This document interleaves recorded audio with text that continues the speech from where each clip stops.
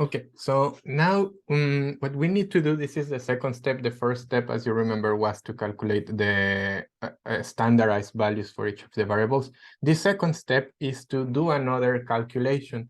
We need to calculate the variable that will test the moderation effect, which is the product of the moderator times the variable that we care about, our independent variable. So it will be this times this. Let's do it here in SPSS. So we go to compute variable, and then I already made something here, so let me erase it, and we start from the base. But what we need to do is to multiply the standardized value of our variables that we care about. So standardized value of belief system, we can put it in here, times the standardized value of our moderator. And we will have, here we have 4 effects that we want to test. So we'll have to do this 4 times. So I just will now write the name of the variable. I can call it, I don't know, you can call it however you want. I will just call it like this, set bell times set uncertainty. And then I will click OK. So as you can see, now I have that variable in here. And as I said before, we have to repeat that with the others, the other variables that we care about. So we had the set beliefs, now we need set boundary, and we have to change this to set boundary, and we click OK. Now we have that in here, set boundary and set uncertainty. We do the same, but now for, it would be the diagnostic, set diagnostic, and I change the name in here, set diagnostic, I click OK. Then again, I do it for set interactive, set, I can call it like this, set interactive. You can do it like I did, or you can erase everything and put it from here so you don't make any mistake. Interactive, where is the interactive? And then click OK. There it is. So we have, this is the second step, when you calculate these new variables, and these variables are just multiplying this times this and this. That is also why it's important to have the unstandardized value, because if you multiply this times the other, then you will have a huge number. Imagine that you have like financial data from companies, it will be like super huge number. So it's better if you have the standardized value. Now the first step, and this is the final step, we need to go to analyze and regression and linear again. We already have the data that we have from the first model. But in here, it will be a bit different. So pay attention. We keep dependent performance because that's our dependent, performance is the dependent. And we will need to take out all of this because we now will have to have 3 blocks in here. And the first block is only the control variables without the moderator. Last time we had uncertainty as control because for that model, uncertainty was not relevant. So we put it on control, but in here we can't put it. So we will have these 6 controls in here. So what the variables that we don't care about. Then we click next. And in the second one, we need to add the 2 variables that we want to test. And here it's a tricky question because there are 2 ways to analyze the moderation effect. The direct effect between just belief systems and performance, and if it is moderated by uncertainty, or if we need to do all together, like we did in the previous model, all the different controls with all the different, like all the controls and all the interactions at the same time. Should we do it like that, or should we do it individually? The answer is depending on how you set your model. So if you decide to do everything all together, you just have to add the uncertainty, the normal uncertainty, not the standardized, and then the 4 types of control, the variables that you care about. That is if you want to test for everything. And then you click next, and then you add the variables that you calculated, the product, the multiplication of these 4. So the standardized value of belief times the standardized value of uncertainty, and you add the 4. This is if you want to do it all together. everything at the same time. But for this model, as I remember, it was important to measure the moderation effect independently. So just belief systems with performance and then moderation. This is a theoretical argument. It's not methodological. You can do both, depends on the model that you have. So I will do the direct effect like this.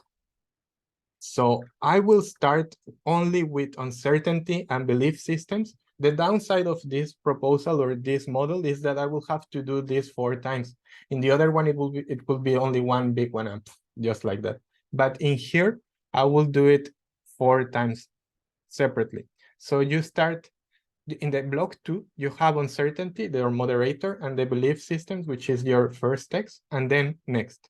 And in the block 3, you only add belief time uncertainty. This is because we're doing it individually. In statistics, you ask for multicollinearity diagnostic, and then you click OK. And this is the result of the moderation effect. So what is important, first of all, is this, always the model fit. So we passed that test because the model is very low, it's 0.001, that's great. So that we can interpret the model.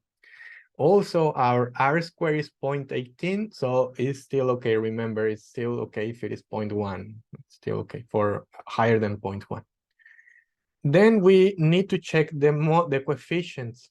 And the multicollinearity. As you can see, it's quite confusing because you have too many models. We have 3 models. Remember, you had 3 blocks. So always go for number 3. Number 3 is the moderation effect. So it's big.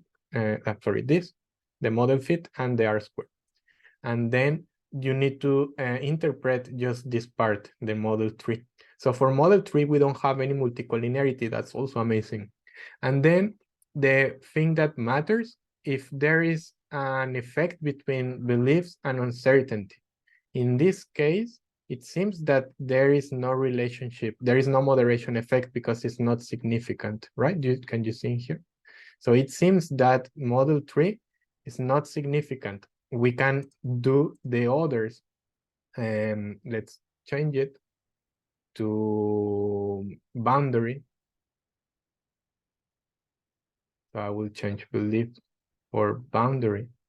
Now we have this. Let's do this model. This model, it's more or less, it's okay. It's below 0.1. R square is very low. That can be an issue. No multicollinearity, and no, it's not significant. So there is no moderation effect.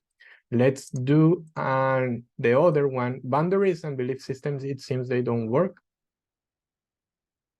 Let's do it with diagnostic. I know. This is for 3, diagnostic with the uncertainty. And in the 2, it will be diagnostic here. And I click OK.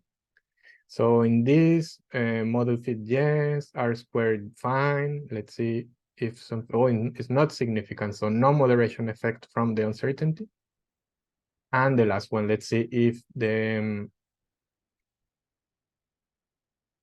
if we have something with interactive controls. Interactive, like this. So model fit, R square is fine. And no significance. So it seems that the individual effects are not significant. Let's do one final test when we use all the 4 variables, just to see if maybe in combination they work. I know this was not the initial design of our study, but let's just play. Let's see if we get something from here. So in here we have model fit, that's fine, R square is fine. And in here it will be very similar to what we had in the previous test when we did the big hypothesis that you will have the 4 X that we care about. And as you can see now in the multicollinearity, it seems that the interaction between beliefs and uncertainty is a bit high. So it's 2.098. It's a bit higher than 2, but still not an issue because it's lower than 4. But we don't see really any significant effect. Maybe this can be interpreted because it's very close, but we have to be careful. It depends. Again, remember that you have to justify your choices. So sometimes in business administration, it's okay to support a hypothesis if your significance is below 0.15. So you have like 85% of sure that it works. So maybe that can work in this big combination, because individual effects, I think they don't work. No, 0.25 is super high, 0.24 is super high, 0.28 is high. No, and this looks no, I have the other one here. All of them are quite high. This 0.14, so no, maybe it seems that belief systems are a bit close. So that's the end of the moderation effect. It depends a lot on if you do it the individual effects or the big effect. It depends on how you hypothesize and how you build your model. But that's basically that. So remember, it's 3 steps to calculate first all the standardized values. Then you have to go to transform and generate a new variable, which is the product of the uncertainty times whatever. And then finally do the regression. And then depending on your model, you can do a big regression, or you can just do different regressions if you want to test for direct effects. So that's the end of this video. I hope you find it useful.